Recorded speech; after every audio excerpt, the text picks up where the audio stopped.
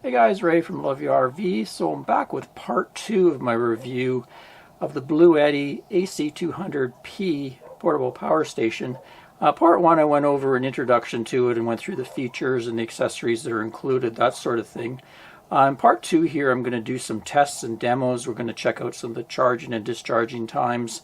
Also see what it'll run around the RV. I'm curious to see how it performs on some of the higher wattage loads like microwave and some of the appliances, and I'll even maybe test to see if it'll fire my air conditioner.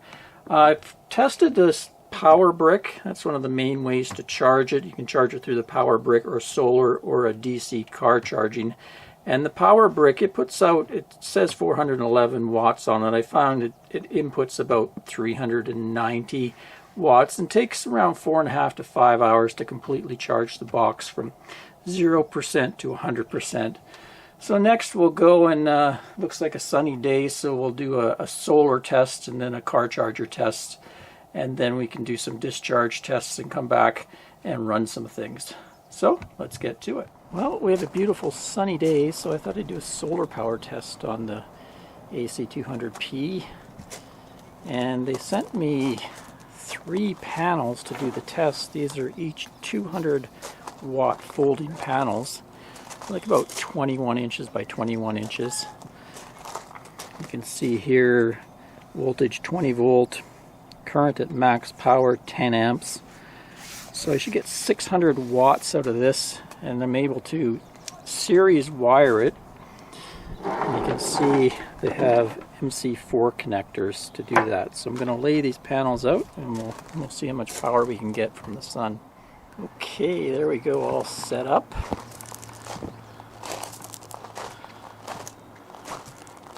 Then we have wired in series here. I'm just checking the amperage.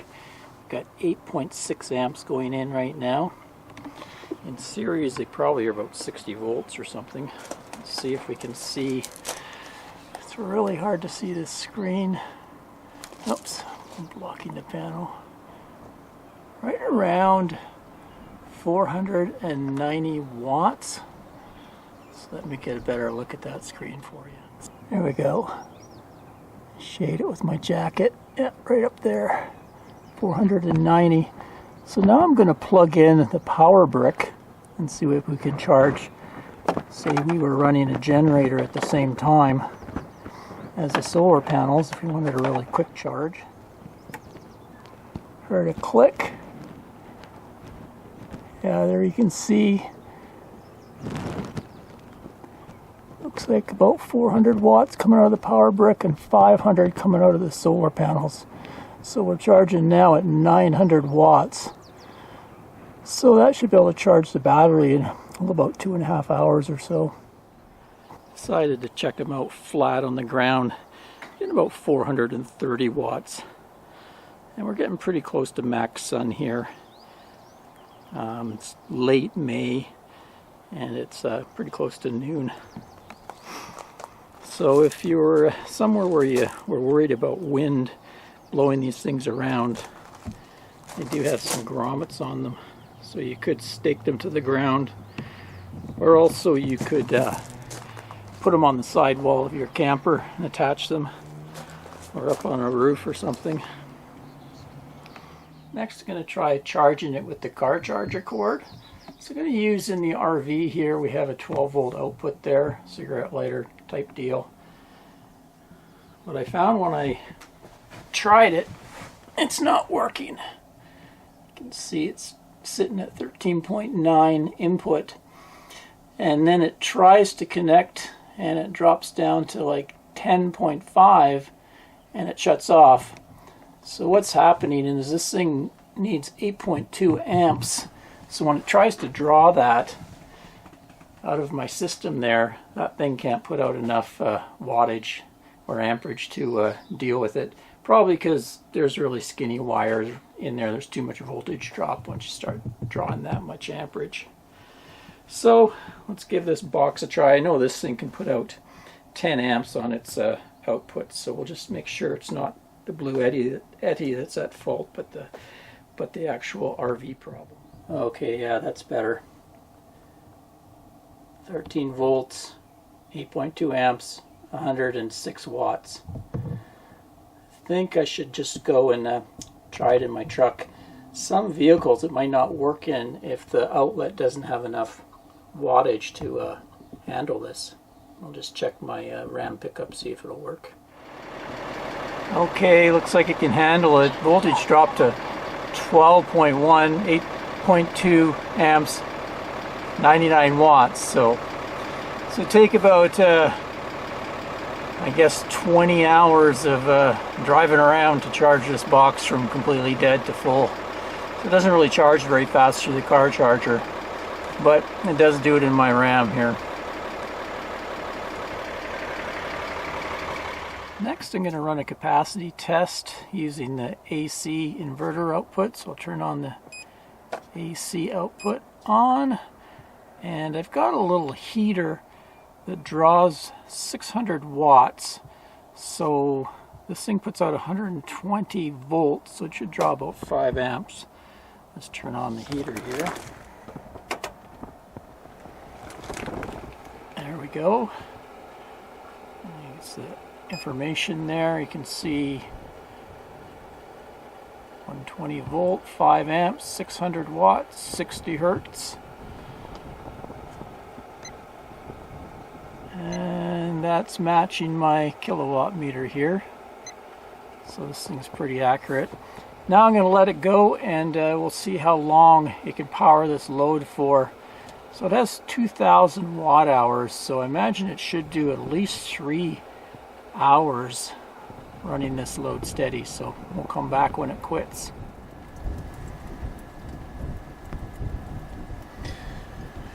Okay, we're getting near the end, so I'll hook up the camera and time lapse the rest of it so we catch the point when it shuts down.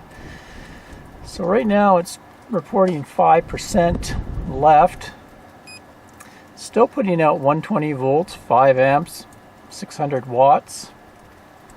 According to the display screen there, let's check my kilowatt. We're at 1.48 kilowatt hours right now. Still putting out 600 watts, 5 amps, 120 volts. So that's kind of impressive that the voltage is staying really right up there at 120 volts. A lot of the power boxes that I've tested before would be dropping down in their voltage usually when they get near the end. So we'll just let this keep running, see when it quits.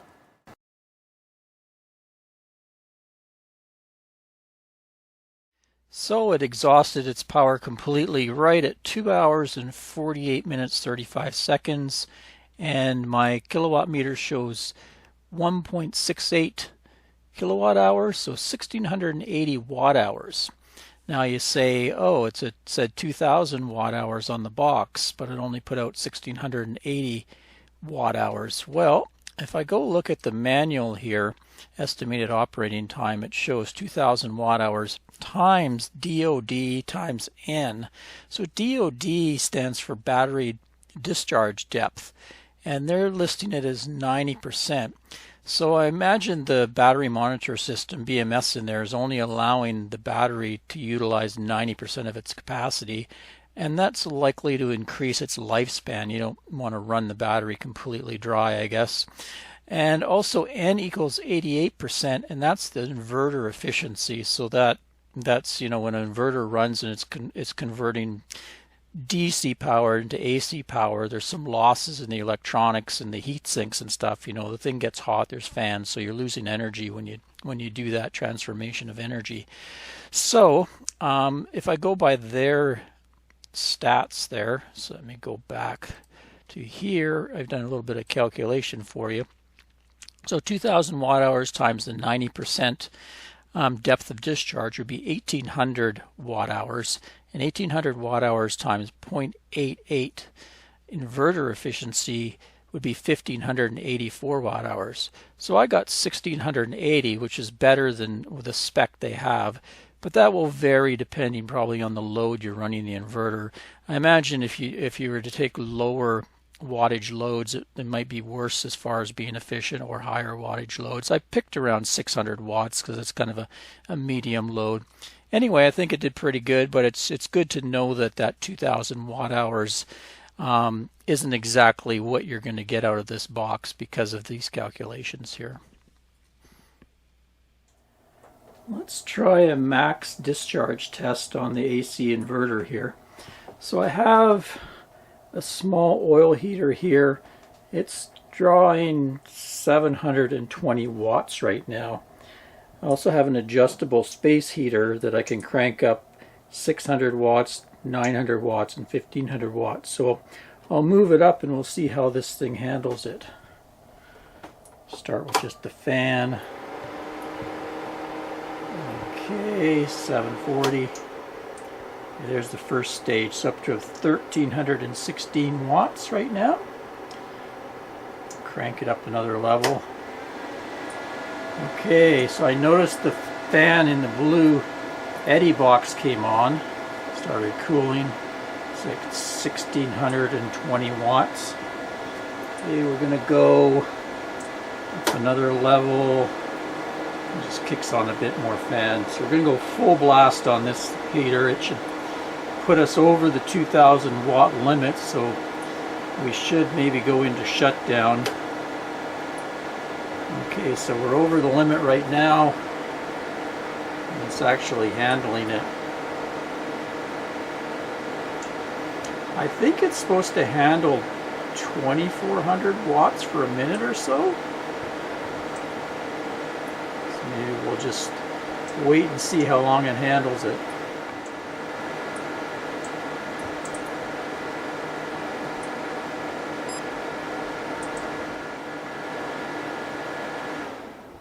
There we go, she shut down.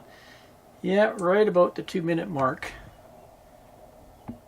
And I can look in the fault codes, inverter overload, right there. Still, that's pretty impressive. And I just had to turn the box, power the box on and off, and we're back in business. Everything's working fine again. Hey guys, this will probably be a pretty popular use case for this Bluetti power box. I'm going to power my, I have a 3-quart InstaPot here, very popular with RVers and off-grid users. So I'm going to turn it on here, AC on.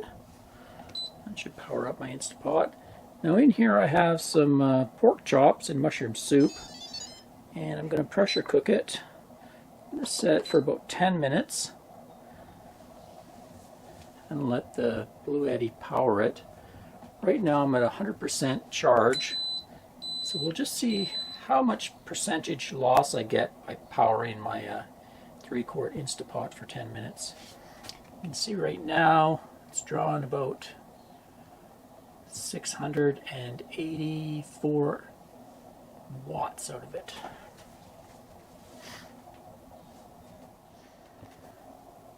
Okay, there we go, finished.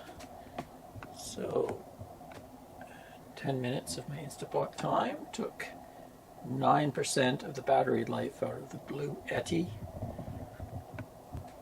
Probably take a little more out of the 6-quart, but not too much. So you probably can get about 10 cooks out of your InstaPot with this box. Well, now for the big air conditioning test everybody probably wondering about. I have a Coleman Mach 3 13.5K BTU air conditioner, pretty standard on RVs, especially 30 amp ones. And it is powering it, showing 1450 watts, 118 volts, 12.3 amps there, 60 hertz. So I did have trouble at first getting it to start, and it had to do with my Progressive Industry surge protector. It seemed to cut off when I was in measurement mode. I went to bypass mode and bypassed the surge protector, and it fired up no problem. So the surge protector didn't like the extra surge coming in, but the box handled it fine, and it's powering the air conditioner. Even has some wattage to spare there. Now of course this isn't going to power very long. If it's drawn 1400 watts, it's only going to run the air conditioner because of the battery size in here for maybe over an hour and a bit. if I was running solar into this and I was maxing out the solar input at say 700 watts, that would cut that almost in half, and you might get, you know, more like a little over 2 hours. So this thing's not going to really run my air conditioner very long. I could probably use it to cool things off when I get somewhere, then try to recharge it with the sun. If you had a smaller air conditioner, like a window air conditioner, or some people are installing what they call mini split air conditioners that take a lot less wattage, you might get a few more hours out of the box. But I'm pretty happy with it that it actually started. That means the inverter, the 2000 watt inverter in here, is really quite a skookum unit. It really can handle the surges. I just heard the fan come on. Seems to be, yeah, it's pushing quite a bit of air there, so it's starting to heat up. So let's check out what else we can run in the RV here. Okay, so I put the water heater and the fridge both on gas mode, and the RV's drawn about, it's bouncing around 200 watts, and a good 100 of that is actually my Starlink satellite dish.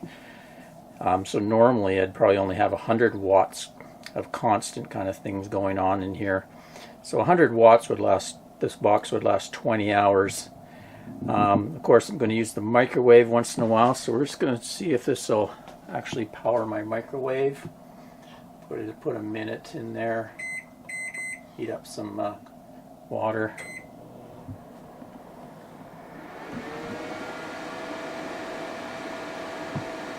There we go. So my microwave's drawn 1740 watts.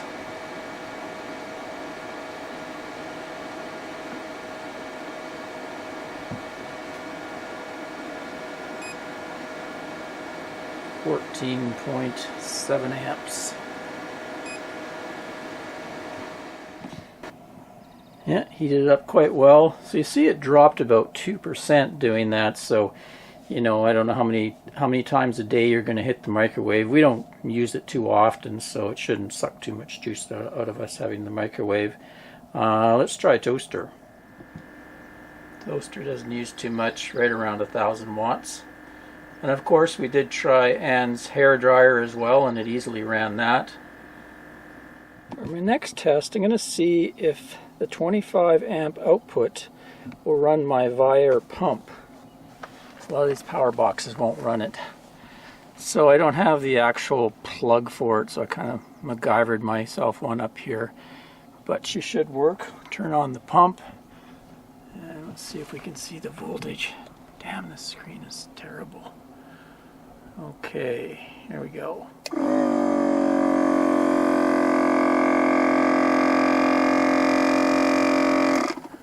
Yeah, so she went up to about 19 amps.